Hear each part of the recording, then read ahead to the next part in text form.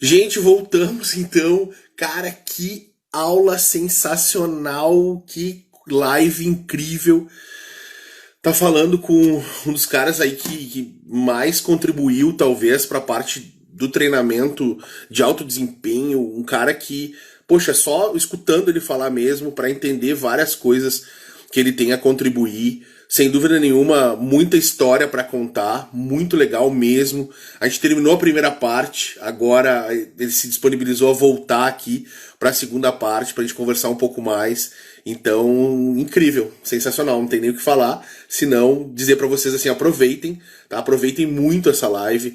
Fábio, tudo bom? O professor voltou. Vamos continuar falando sobre essas coisas todas. Então, assim, pessoal, não esqueçam. Deixa eu prestar minha homenagem ao Por favor. trabalho do Vanderlei, que está aqui conosco, porque ele valentemente, corajosamente, levou um grupo de lutadores para as ruas de Curitiba para confrontarem um absurdo, que é a usurpação do nosso símbolo nacional, que é a queima da bandeira nacional. Isso é um absurdo. Isso é crime. Faz parte das atitudes de pessoas coerentes e que amam a terra onde nasceram. Se a metade dos políticos tivessem a metade da honra que tem um lutador que entra no octagon para dar cara para bater, que luta de verdade com o seu adversário e, finalizado o combate, vai lá e o cumprimenta educadamente e honradamente, o Brasil estaria salvo. Estamos esperando que mais pessoas com esse gabarito possam se levantar em nome de um Brasil mais forte e unido. Muito obrigado pela sua iniciativa no dia de hoje, Vanderlei. Abraço, grande abraço para o Vanderlei aí também. Ele, de tempos em tempos, ele vem aqui para Porto Alegre, também conhece muito o pessoal da Alliance Jiu-Jitsu aqui, a bandeira que eu defendo aqui, que eu faço jiu-jitsu também. Tem o sensei Mário Reis, tem o sensei Anderson Meneghetti aqui também. Então, um abração aí pro Vande. Sempre lhe assisti na TV aí, no tempo do Pride, grandes lutas, incrível lá mesmo, bacana, bem bacana mesmo. Professor, então assim, dentro desse contexto a gente entende que, porque assim, eu tenho falado com o Sérgio, eu falei com o Antônio Carlos Gomes, eu falei com o professor Álvaro, eu falei com o professor Borim, diversos nomes assim, bem mais experientes do que eu na área, passaram aqui por essas lives, agora o senhor, e todos eles enfatizaram, e obviamente ninguém combinou nada, mas eles enfatizaram exatamente isso, a questão da base, a questão do simples, do básico, das pessoas começarem a parar de enfeitar o treinamento, parar de gourmetizar o treinamento, mas sim voltar às origens da base. O senhor falou ali a respeito da sua história da lesão e do leg press, né? Um excelente exercício para membros inferiores, etc. E existe uma grande polêmica aí que alguns criam ou trazem à tona, sei lá se é para criar só polêmica para ganhar seguidor, ganhar fama, etc. Professor, existe algum exercício, pensando em exercício, que ele seja ruim, que ele seja proibitivo, por exemplo, ou são as pessoas que talvez não se encaixem em determinados exercícios por questões particulares, questões anatômicas, de doenças e etc. Como é que é a sua visão a respeito disso? Olha, veja só. Por exemplo, Yates, ele construiu um dos físicos mais fantásticos da história da humanidade. Como um todo. Dorsal, sem dúvida, é o sujeito que criou o maior dorsal de toda a nossa história do Homo sapiens, tá? A perna dele também era gigantesca. No entanto, durante todo o seu período de treinamento para o Mr. Olímpia, eu estava lá e vi, né?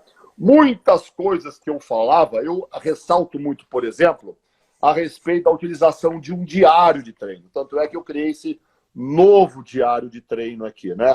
Ele é autoexplicativo para você encher os aspectos da periodização relacionados ao mesociclo, ao microciclo, né? As páginas são destacáveis. Porra, sensacional isso aí.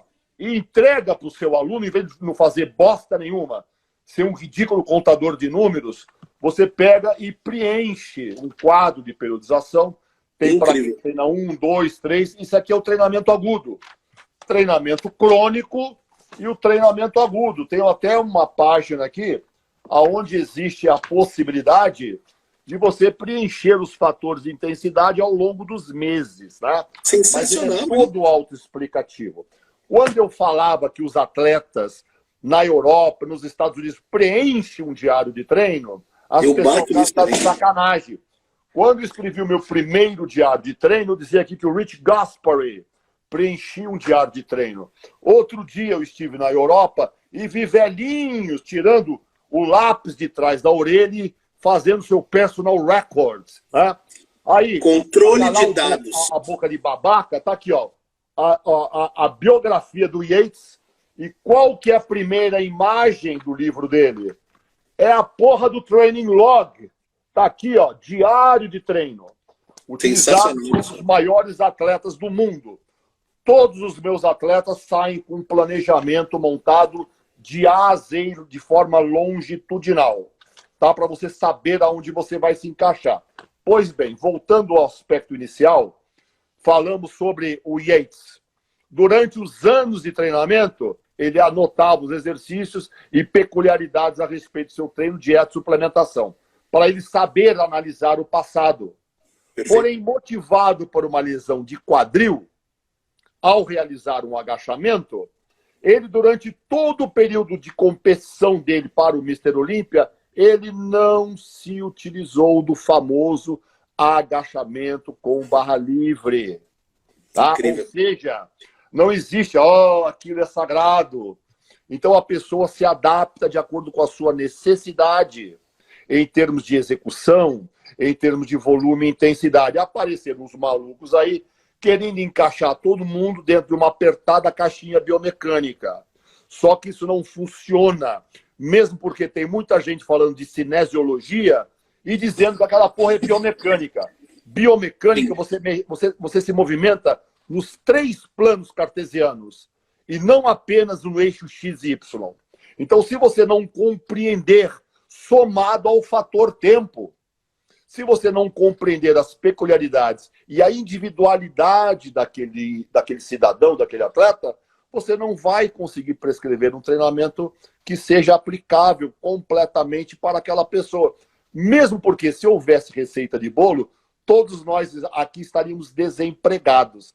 A capacidade, a possibilidade de adaptar de acordo com as condições do indivíduo é fundamental. A progressividade, nós falamos em amplitude. Esta amplitude, ela vai sendo conquistada ao longo do tempo, à medida em que o tecido vai se adaptando a determinada sobrecarga.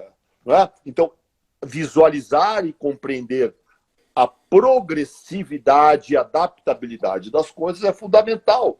Cada indivíduo tem uma estrutura óssea diferente do outro. Como que você quer que todos agachem da mesma forma? Houve aquela época, falar, retroversão pélvica. Não se falava essa merda há alguns anos atrás. Não se falava de vários outros termos que vieram para colaborar no nosso entendimento. Por exemplo, valgo dinâmico. Tudo é valgo dinâmico, né? Era genovalgo, porra. Não é? Era genovalgo e acabou. Agora tudo é valgo dinâmico. O valgo se movimentando, né? Cadeia cinética aberta, cadeia cinética fechada. Fico enchendo de merda na cabeça. É lógico, se você pegar essas nomenclaturas, né, e compreender bem elas e aplicar, e emprestadas da fisioterapia, porque isso não é da educação física. Isso vem emprestado da fisioterapia para nos beneficiar e não para nos limitar.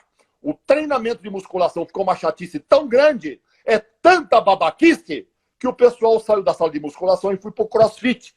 Banana para vocês, azar de vocês. Então vão continuar a perder aluno enquanto continuar de babaquice.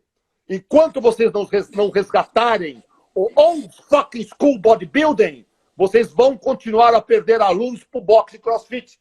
Porque lá no boxe e CrossFit, o treinamento é desafiante, tem intensidade, tem estímulo. Agora aqui chega na musculação, nem retroversão respira, é cuidar da postura, é isso, é aquilo que... Aqui conosco, nós temos o Dr. Hermano. Não sei se você conhece o Dr. Hermano. O Dr. Hermano é um dos melhores fisioterapeutas do Brasil. eu me aconselho com o Hermano, grande amigo de USP lá do Marco Aurélio. Não é? Então, quando eu tenho alguma dúvida, eu pergunto para o melhor.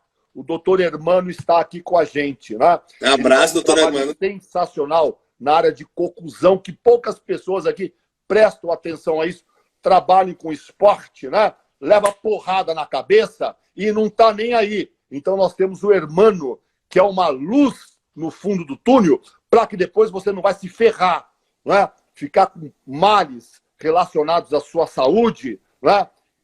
Típico de vários atletas, inclusive do futebol, que acabam por falta de compreensão do que é esta necessidade extrema, né, e altamente necessário, relacionado ao momento de você tirar o atleta da prática esportiva quando ele sofre um impacto no seu cérebro, né? A cabeça não foi feita para isso. Ô, Valdemar, você tá tomando uma corneta da tua respectiva esposa aí, ó. Eu sei, ela tá me enchendo o saco. Mas ela sabe, né, porque em função da minha atividade no Exército, eu perdi boa parte da minha audição, né? Então eu tenho dificuldade de ouvir. Então, às vezes, eu falo muito alto porque eu não ouço. ela tá te corneteando no Instagram aqui, Fran, cara. Que loucura. Que loucura. Beijo, Fran, beijo. Então, assim, professor, claro, eu concordo. Eu sou, até às vezes eu pergunto para alguns biomecânicos e coisa, se realmente é necessário todas aquelas setinhas, todas aquelas coisas para fazer as explicações de movimento, porque eu acho que é uma frescurada do caramba. Porque às vezes assim, as pessoas estão ali treinando, aí o cara pega a barra, aí não, mas nossa, a barra é assim que pega. Mas daí não, agora cuida das costas, não, agora o joelho, agora tudo. Porra, deixa o cara fazer esse negócio, cara. Pô, ele terminou a série, ok, ele terminou, vamos dar uma corrigida aqui, ali, 2 pontos, tá tudo bem. Vamos de novo. Arrumou? Beleza, agora vamos corrigir mais 2 pontos. Mas, poxa, tem tempo, deixa a pessoa fazer, a progressividade das coisas, o respeito a esta progressividade. Agora existem 2 mundos. Do idiota completo que acha que todo mundo pode fazer aquilo. E do outro idiota completo, do outro lado, que acha que ninguém pode. Então, o grande problema nos dias de hoje, André, ou a pessoa é de direita ou ela é de esquerda. Ou é volume ou é intensidade. É sempre isso. É a polarização horrível do pensamento que nós estamos vivendo hoje, neste país e no mundo. Nós devemos, sim, buscarmos o equilíbrio para as coisas. Olha, o Jorge Bisoni está falando da pista Rondon, que eu acabei de mencionar lá da Man, né? No dia que tinha a pista Rondon, hein, Bisoni? O pessoal já dava caganeira 1 mês antes, com medo da tal da pista Rondon, né? Então, ali é que nós fazíamos o nosso crossfit. Um capacete de aço e fibra, fuzil automático, uma mochila carregando tijolo, né? E tiro de ponto .50 vazando em cima da nossa cabeça, mais gás lacrimogêneo, né? E nós éramos garotos e fazíamos essa porra. Agora hoje, não pode, vai lesionar. Ai, doeu. Vai na farmácia comprar paracetamol, né? É um bando de afrescalhado, é isso que vocês são. Acho que passou demais, daí você fica lá. Quando você vai lá e faz uma prescrição, e aí as pessoas falam, mas tudo isso? Como assim tudo isso? Tem ali um agachamento, tem um leg, tem uma extensão, uma flexão, como assim tudo isso? Não, é pouco. O cara tá com condições de fazer esse negócio. Não, mas quem sabe a gente vai fazer agora um exercício assim. Então, acho que as pessoas precisam um pouquinho mais dessa vivência mesmo, de saber que todo ser humano tem as suas limitações, tem os processos, claro que a gente não pode extrapolar isso para todo mundo, mas vai do entendimento do treinador, da percepção do treinador, da capacidade desse treinador avaliar. O Valdemar falou uma coisa sensacional. Não existe como você progredir as coisas se você não sabe onde você está. E para saber onde você está, você tem que anotar as coisas. Quais exercícios você fez? Qual é a carga que você utilizou? Como é que você vai progredir a carga se você não sabe as cargas que você usou? Você tem que ter esses controles. Essa ficha de treino que ele mostrou agora, assim, opinião sincera. Por favor, usem isso no dia a dia. Ah, mas eu não tenho esse caderno do Valdemar. Não tem problema. Excel serve para isso pega também, o animal. Exato, pega qualquer caderno, pega num caderno e anota treino da segunda, tal e tal coisa. Anota a velocidade de execução, anota o peso que você usou, em qual série você falhou. Anota isso.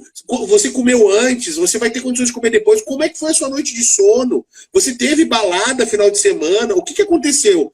Então, eu sempre digo o seguinte, cara, aconselhado por outros treinadores, o professor Ítalo também, que é um treinador de jiu-jitsu, e treina vários outros atletas, assim, eu gosto muito da metodologia que ele tem. É o seguinte, cara, tem duas coisas que são fundamentais para um treinador. Um cronômetro, tá? E lápis e caneta. Ou lápis e papel, perdão. Lápis e papel. Por quê? Porque tem que ser lápis e tem que ser o lápis e o papel. Porque muitas vezes você vai ter que corrigir, apagar aquilo que você tinha planejado. Borrachinha, tem que ter isso no dia a dia. Porque senão, se você não anota, se você não tem esse controle, fica muito difícil você conseguir benefícios. E aí a gente entra naquele ciclo de que o Valdemar pode, obviamente, relatar mais sobre isso, da quantidade de pessoas que vão para os centros de treinamento, para os ginásios, e que simplesmente gastam calorias ali, porque estão fazendo algum movimento, mas não progridem o quanto poderiam progredir do ponto de vista muscular, do ponto de vista neuromuscular, do ponto de vista cognitivo, porque muita gente, principalmente nessa nova geração, precisa ser ensinado a sentar e levantar. As pessoas não sabem fazer isso com maestria, né? Então, o Valdemar, que está dentro da sala de musculação, uma sala grande de musculação, e já passou por várias outras, pode dar o relato de quantas pessoas que vão na academia e gastam muito mais o seu tempo do que fazendo o processo realmente de melhora física, né? Ô André, o ponto de saída para a prescrição é a avaliação. Mas o que acontece nos dias de hoje, né? Quando eu pergunto para alguém que me procura se já avaliou, eu já sei a resposta. Mas a pessoa diz que sim. Só que a tal da avaliação é a avaliação feita pelo nutricionista. E eu digo, minha filha, este tipo de dado é o que para mim menos importa, que é a discriminação do raio da sua composição corporal. Para nós que prescrevemos atividade física, é muito mais importante delimitar através de testes de força, de flexibilidade, de potência aeróbia, que nos dá o tal do VO2 máximo, né? Um teste postural para verificar se você tem algum desvio postural mais importante e, obviamente, montar uma planilha de avaliação de acordo com a especificidade de um esporte determinado, a fim de que a gente possa prescrever e ajustar periodicamente através de reavaliações. Então, eu sou um grande divulgador de avaliação física. As pessoas aprendem a avaliação, mas não usam. Ou seja, o indivíduo ele não exerce a profissão dele. Ele não está exercendo a profissão. Eu não treino ninguém sem antes avaliar, sem antes fazer uma anamnese. Obviamente que eu também vou coletar medidas relacionadas à composição corporal. Mas isto, para mim, é o que menos importa. Porque o que mais importa para mim é você em movimento. Como você está se movimentando, não é? Por isso que ela é cineantropométrica. E para você ajustar o treino ao longo do tempo, é lógico, você vai utilizar muito a sua percepção, né? Por exemplo, nós não usamos números na nossa metodologia. A nossa percepção é apenas de ordem subjetiva, não é? Porque nós acreditamos que nós não somos máquinas, nós somos seres humanos, né? E nós não utilizamos absolutamente números para absolutamente nada durante milhões de anos de evolução. Inventamos os números há não mais do que 6.000 anos atrás, né? Partindo da escrita cuneiforme até os algarismos indo-arábicos somado ao zero nos dias de hoje, e criamos todas as ciências, né? Se bem que eu acredito, se o nosso comportamento e se o nosso treinamento fosse ou é mais associado a algo de ordem numérica, essa numeração seria quântica, que é justamente a numeração ou a física ou a mecânica das incertezas, tá? Então, quem Já dizia o gato de Schrödinger. Olha, quem vem treinar comigo, né, ele vai observar que o mais 2 pode não acabar nunca. Porque eu falo mais 2. Mais 2. Another 2, motherfucker. Se tem ele gás, vai mais indo. 10 ou 20. Depois daquele momento em que ele acharia que estava tudo acabado para a vida dele. Não é? Sim.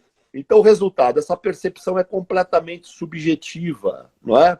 Não existe um cronômetro e nem um contador de séries ou repetições. Ela usa-se muito, como, por exemplo, o André faz utilização de números em seu laboratório. Sem os números, nós não teríamos a ciência. Porém, tá? Os números são fundamentais, eles são fundamentais para que a gente possa se comunicar aqui, não é? Se não fosse os números, nós não teríamos um pacote de dados, código binário, que nos faz nos comunicarmos, né?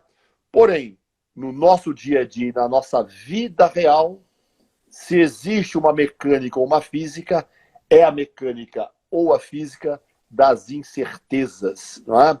Enquanto você não compreender isso, o seu treino vai ser uma bosta. Eu gosto bastante de alguns conceitos a respeito de treinamento, assim, que quando a gente olha pega um artigo e olha uma média, né, Valdemar? A gente vai lá e diz, quantas séries são boas para hipertrofia? Aí você vai na literatura e você encontra lá uma média de 4 séries para cada agrupamento muscular, lá, etc., para ter hipertrofia, etc. Quantas repetições? Vai de 8 a 12, assim por diante. Eu sou crítico disso, tá? Eu sou crítico disso por quê? Porque isso trabalha com média e um desvio padrão. Então a média ela pode ser 4, mas ela tem um mais ou menos aí que vai variar, obviamente, para mais e para menos, fora que nós temos os outliers, os fora da curva, que podem ser outliers verdadeiros ou outliers falsos. Então nós vamos no caminho, na trajetória que a gente tem, às vezes a gente pode pegar pessoas que batem nessa média de 4 séries, ou de 8 a 12 repetições, e assim por diante. Mas na grande maioria dos casos, essa média ela não se repete, ela é uma média teórica, ela não vai se concretizar. Então, às vezes, você vai ter um sujeito respondendo muito bem utilizando 3 séries, você vai ter um sujeito respondendo muito bem usando 5, 6 séries. E muitas vezes esse cara vai precisar 5 a 6 séries para poder responder, senão ele não responde. Então, dentro desse contexto, eu gosto muito da ideia da individualidade, do abalo fisiológico. Quando eu estou na sala de treinamento, os caras dizem, poxa, a gente já fez várias séries com essa carga aqui, André, a gente não vai trocar de exercício e coisa. Eu digo, cara, a gente só vai trocar quando a gente diminuir a nossa capacidade de contração muscular. Então, assim, a gente está programado lá a fazer 12 repetições. E eu vou fazer 2 séries, 3 séries, 4 séries, 5 séries, 6, 7, 8. Enquanto eu conseguir realizar com aquela carga determinada as 12 repetições, eu vou continuar fazendo. Quando eu cair para 11, 10, é sinal que o meu músculo teve algum abalo dentro do processo, e aí ele agora, a partir desse abalo, ele vai responder a curva de adaptação, de recuperação e supercompensação. Então eu gosto muito dessa ideia, que eu acho que ela converge muito com aquilo que tu tá dizendo também, que assim, não é um número específico que vai determinar o treinamento, mas sim a resposta desse sujeito. Aquele cara do mais 2, ele podia mais 2, mais 4, mais 6, e aí você está testando isso, você está vendo. Enquanto ele não tiver aquela falha mecânica, ele não conseguir mais realizar aquele movimento com maestria, ele não teve um abalo fisiológico suficiente que, quiçá, possa fazer o desenvolvimento muscular dele. O André, veja você. Nós somos intervenientes de uma série de fatores. Sim. Além dos fatores fisiológicos, nós temos coisas como a temperatura ambiente. Uhum. Isso é relacionado a fatores climáticos. Sim. Fatores emocionais. Como que aquela pessoa teve um dia? Quando algum atleta chega para mim, a primeira coisa que eu pergunto, como foi o seu dia? Como foi o seu treino anterior? Às vezes é um atleta que treina Eu 4 gosto. períodos por dia. Não é? Como é que foi sua noite de sono? Se alimentou bem? Ou seja, a pessoa perdeu uma refeição? Não perdeu? Teve uma ótima noite de sono? Tem um dia muito estressado?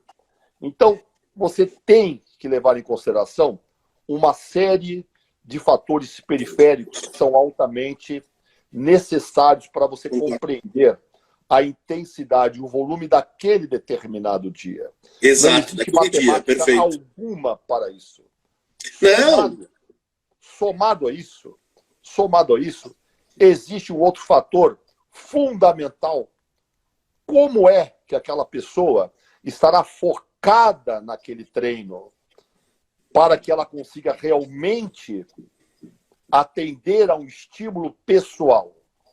Algo é o treinador gritar, como às vezes eu faço, one more! E a pessoa faz. Isso não é apenas uma grosseria, isso é neurociência pura. Tudo que tiver de neurociência, leiam.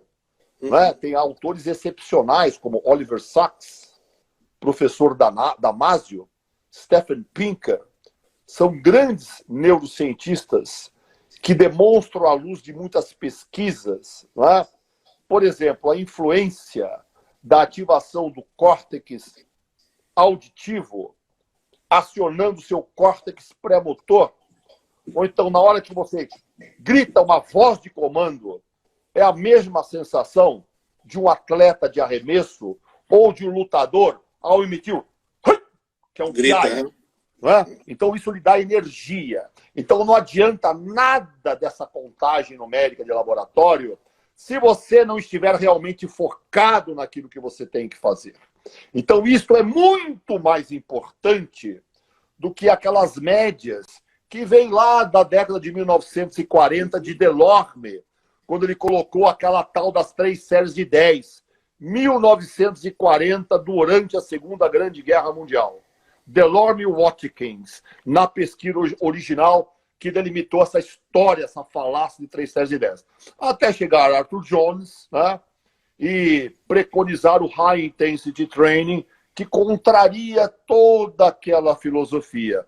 Aí veio Mike Mentzer, dividiu o treino, usando as mesmas bases de Arthur Jones, porém nem Arthur Jones, e nem, com todo o respeito que eu tenho essa maravilhosa história que você perfaz e nos traz até aqui, nenhum grande atleta treinou sobre o método HIIT, o High Intensity, nenhum, 0 atletas.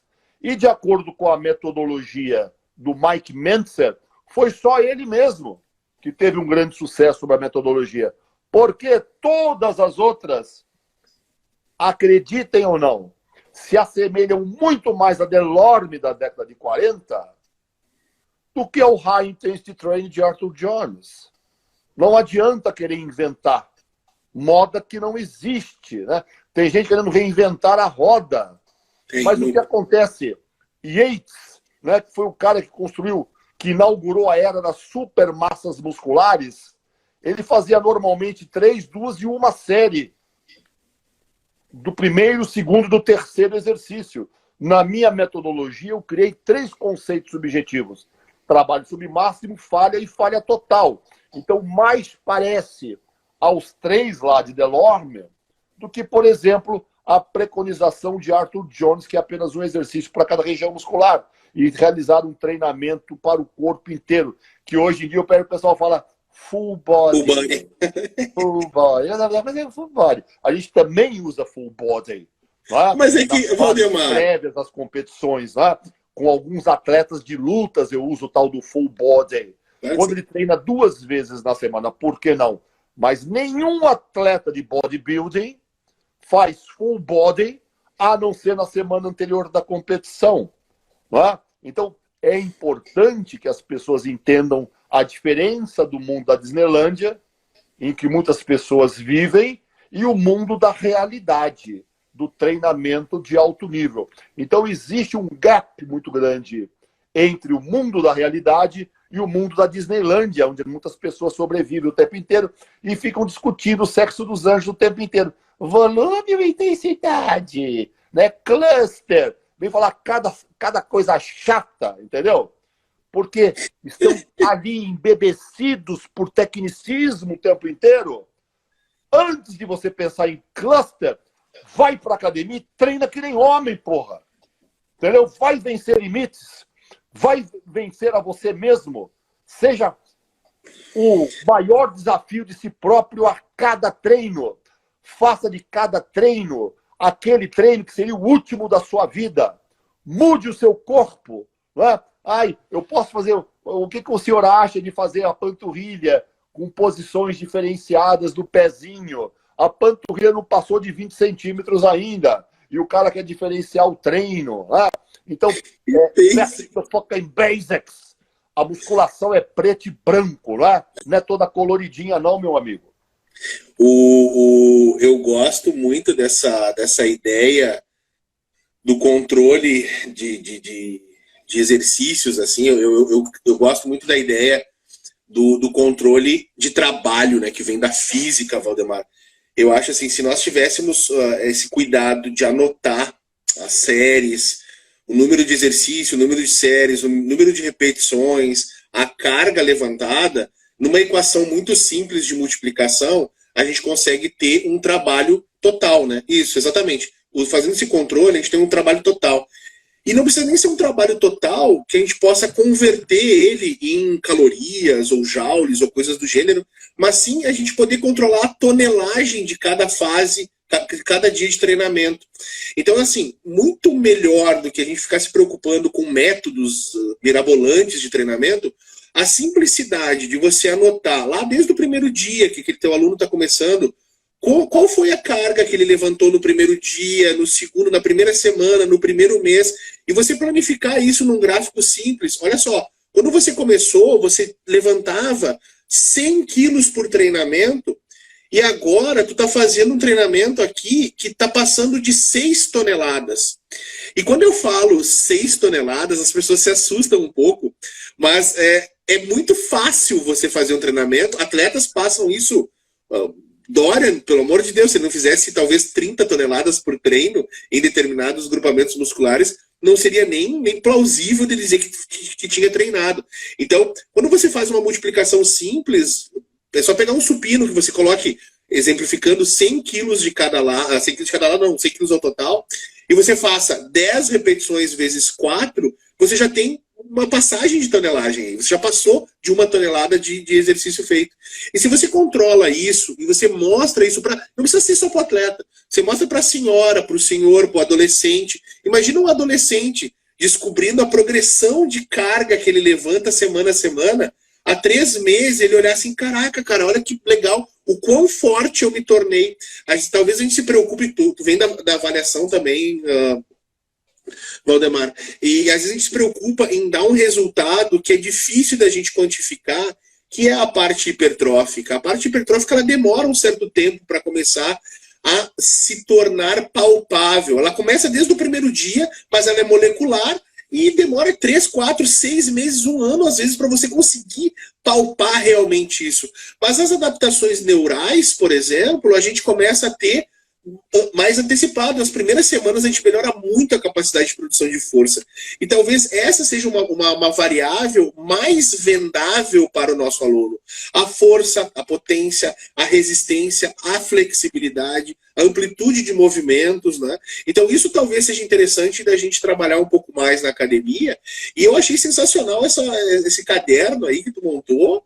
É incrível, cara. Incrível. E diz uma coisa, o Dorian já usava isso naquela época.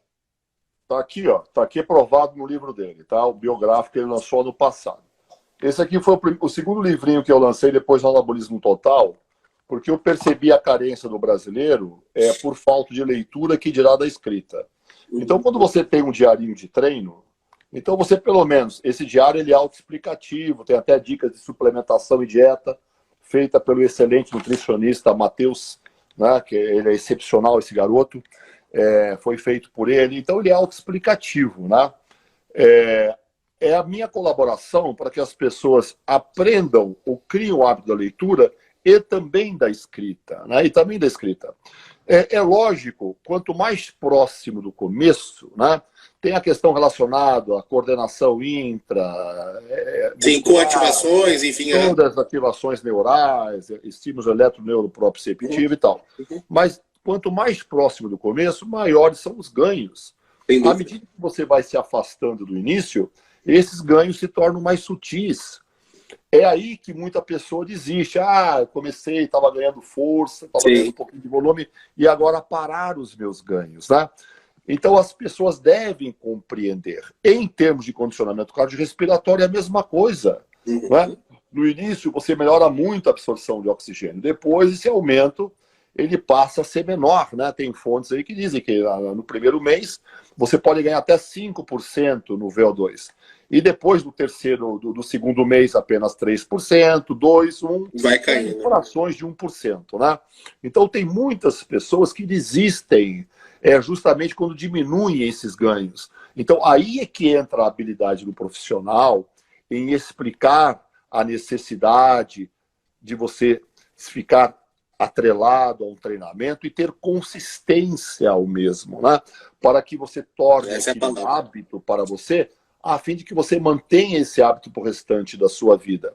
Agora, se a pessoa continuar a fazer um treino pouco desafiante, que é o que eu vejo nos dias de hoje, haja visto tanto tecnicismo, então ele não vai se beneficiar do principal para a vida dele, que é justamente da possibilidade que existe do treino, apenas quando realizado em alta intensidade, de produzir, né, naturalmente, de liberar naturalmente as chamadas catecolaminas, né, que nos dão aquela sensação de bem-estar, de prazer, de dever cumprido, né?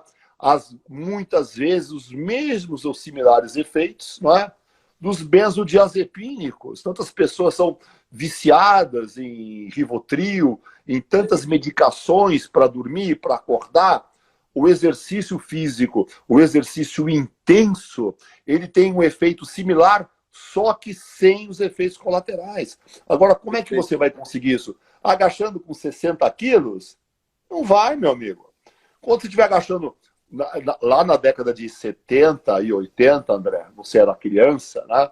Mas existia, entre nós, dentro de academias, existia uma concepção. Para você ser macho, você tinha que agachar com pelo menos 180 e fazer supino com 120. Era uma marca masculina, né? Ali é o que divide as crianças, as meninas dos homens, né? Então, de uma certa forma, eram coisas desafiadoras. Hoje seria pecaminoso, imagina. Vai obrigar a criança lá. E olha só, você sabe que nós treinamos crianças, né? Inclusive, eu tenho um livro aqui com o seu quase homônimo, né? O doutor Andrei Lopes, que foi meu estagiário lá na Aeroworks. Musculação fecha a carinha e treina. Treinamento para crianças e pré-adolescentes, né? Todo fundamentado, repleto de artigos de revisão, artigos de consenso, para que não venham nos encher o saco, né?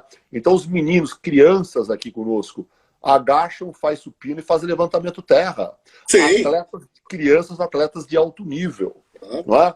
Então, esse tipo de treino desafiante, independente da sua idade, de forma progressiva e responsável com as devidas técnicas, é que torna a pessoa realmente atrelada ao treino. Ela começa a treinar e não para nunca mais, para o resto da vida dela. Isso é uma conquista para a vida, não é? Como? Treinamento verdadeiramente intenso e desafiante, sendo que quanto mais técnico você for, à hora de preencher um diarinho como esse, que eu mostrei algumas páginas, né? Quanto mais técnico você for, melhor será para que você eventualmente pare e analise e aprecie a paisagem, o que aconteceu ao longo do tempo, né? E naquela época eu estava super bem, o que ele estava fazendo mesmo? Ele nem se lembra mais. Se ele não tiver anotado, ele não vai se lembrar. E você, como profissional, não custa nada largar de ser incompetente, da mesma forma com que o nutricionista faz uma dieta, o cara imprime a dieta, coloca na porta da geladeira, você monta um quadro de periodização desse a lápis, né? Aqui o caso, a pessoa treina 3 vezes, aqui ó, treina 2 vezes por dia, né? Então ele vai lá e cola na porta do armário. Então ele bate o olho e vê, ele tem a previsão do que ele vai fazer. Tá? Então ele se prepara visualmente. Nós somos muito visuais, não é? A gente acha que o cérebro comanda. O cérebro não comanda bosta nenhuma. O cérebro não faz nada se não for os nossos sentidos, não é? Você depende da visão, da audição, do seu olfato, do seu tato, para abastecer o seu cérebro. Sem isso, você não é nada. Você bate, de novo voltamos para a neurociência, né? Você bate o olho em um quadro de periodização e você sabe para onde você está indo, né? Aqui eu tenho um quadro, aqui é o meu escritório, tá em reforma. Eu estou montando um estúdio home aqui, tá? Tá uma bagunça desgraçada. E aqui, ó, eu tenho um quadro de periodização que eu fiz, né? Eu fiz esse quadro à mão. Tá aqui, ó. Não sei, tá dando para ver aí? Um pouquinho mais para a esquerda, aí dá para ver sim. É um quadro longitudinal ao longo de 8 meses, né? Então você monta um quadro desse para um atleta. Aqui nós temos o melhor time de triatlon do Brasil, né? Aqui na academia onde assessoro, na CPH, nós temos o melhor time de triatlon do Brasil com campeões do Ironman, né? Então nós auxiliamos aqui atletas de triatlon também, né? Esses caras treinam 4 períodos por dia, eles são profissionais. Pessoal que vai para o Havaí todos os anos, compete no mundo inteiro. Então, se eles não tiverem um quadro bem formatado, ele nem sabe qual é o próximo treino do dia. Sem dúvida. Né? Então, isso serve para o atleta de alto nível, mas serve para as outras pessoas também, não é? O indivíduo da academia que vai te procurar para fazer... Faça no mínimo, monte, avalie a pessoa. Se você não é especialista em avaliação, faça uma parceria com alguém que saiba avaliar, que tenha a sua avaliação aferida, né? Faça uma parceria com um nutricionista esportivo. Então, faça a sua própria equipe, né? E monte um trabalho de excelência para que você tenha esse atleta e venham vários outros atrás para procurar o seu serviço e que você possa ganhar bem. Agora, se ficar em casa sentado esperando as coisas caírem, meu amigo, aí vai ficar difícil para você. Aí é 10 pila a hora. Aí vai ganhar 10 reais a hora. Vai ganhar 10 reais a hora, tadinho. Nem é complicado, né? Show de bola, professor, show de bola. Professor, aí o senhor voltou da Inglaterra e veio para o Brasil e abriu o centro de treinamento. Como é que foi isso? Então, André, o que me trouxe para o Brasil foi a Whey Protein. Foi a Whey. Porque eu lancei meu primeiro livro e tinha falado para mim que nunca mais ia voltar a morar no Brasil, né? Eu tinha residência na Inglaterra, tudo. E eu falei que nunca mais ia voltar para cá. Mas eu vim para o lançamento do meu primeiro livro, o Anabolismo Total. Eu não morava no Brasil. E trouxe comigo um atleta inglês que treinava comigo, o Ernie Taylor. Ele tinha acabado de ganhar o Mr. England. E tinha ganhado o Procard. Tinha acabado de sair na capa da Flex Magazine. O Ernie Taylor, o E.T. Meu grande amigo E.T. Inclusive está nas redes sociais, está bem ativo. Um tempo atrás ele voltou às redes sociais. Muito bem. Eu vim para o lançamento do livro, eu não morava aqui ainda, né? Mas eu vinha com frequência por causa da minha família e dos meus filhos. Eu vinha para cá, meus pais tinham se mudado para Londrina, no Paraná, e eu não tinha onde treinar. Então eu montei um ginásio lá com alguns amigos para ter onde eu pudesse treinar quando para cá viesse. Foi isso, tá? Então, o que aconteceu?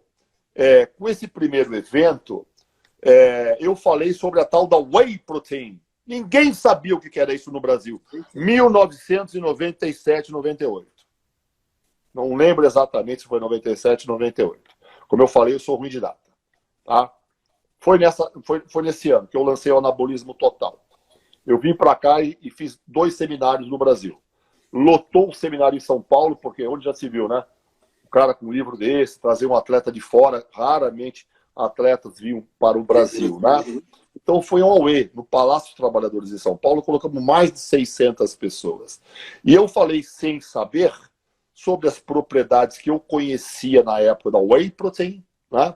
Que tinham chegado na Inglaterra há coisa de 5 anos anterior àquele evento. né, vindo da companhia Musashi, né, da Nova Zelândia, uma companhia japonesa, mas estabelecida na Nova Zelândia.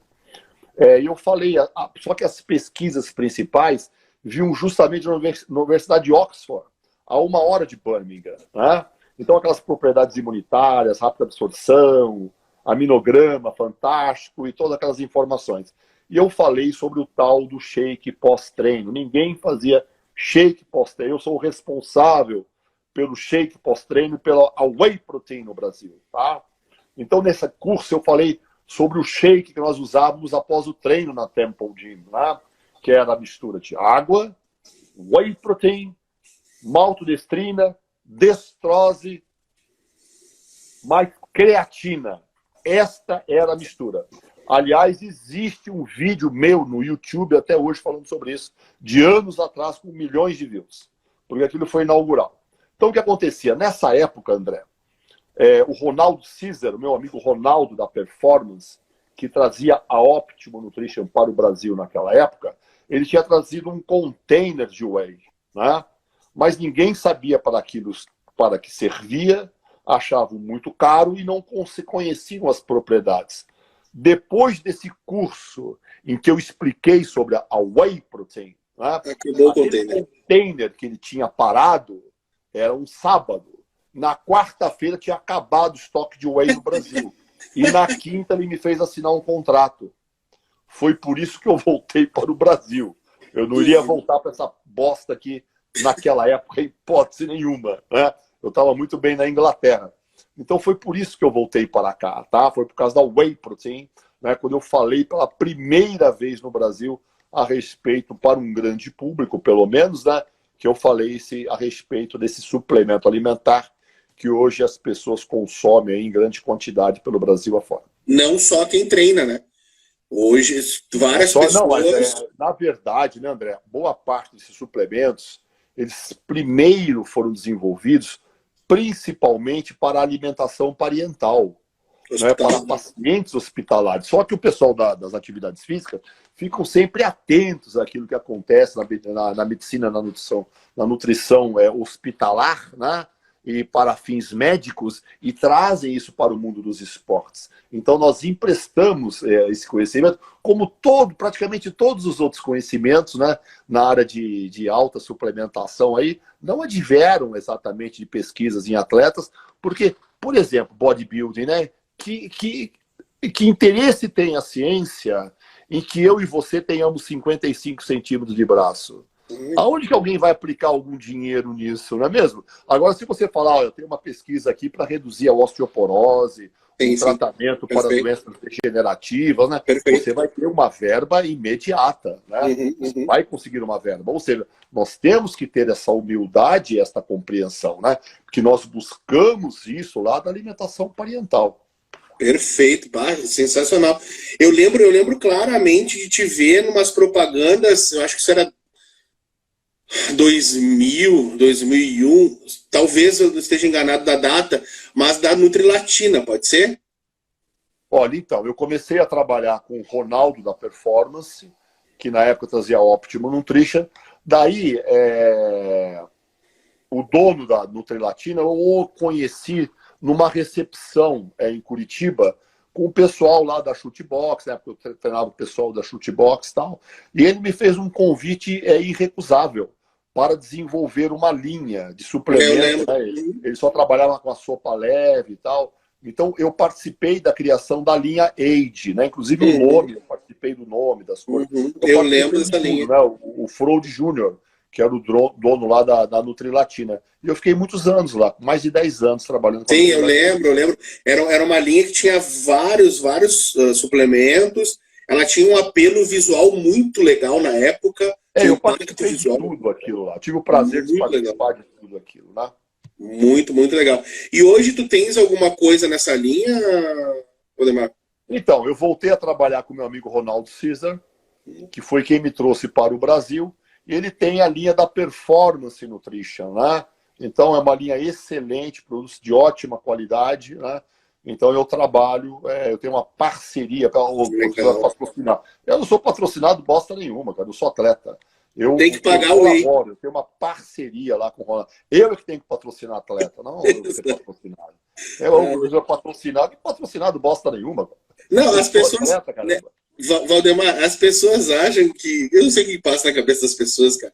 Às vezes os caras assim, André, mas tu é cientista, tu tem que ter dinheiro, tu deve ganhar bem. Eu disse, caralho, mano, eu sou cientista no Brasil, filha da puta. Tu acha que essa porra dá dinheiro? Tá de sacanagem. Só se desse rio de dinheiro, eu estaria gravando aula pra vender na internet? Não, né, cara? Pô, é foda. Mais nada.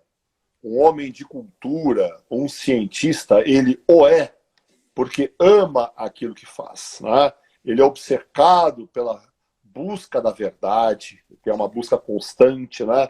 Pela busca do conhecimento, né? Eu tenho um respeito muito grande a todos vocês, por isso que eu faço questão de chamar de doutor. Nossa, eu tenho vários de vocês que foram meus estagiários, vários, né?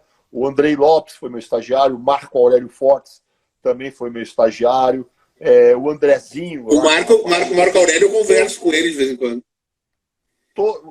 Todos com doutorado, a Juliana Pise, que também é doutora, estão vários.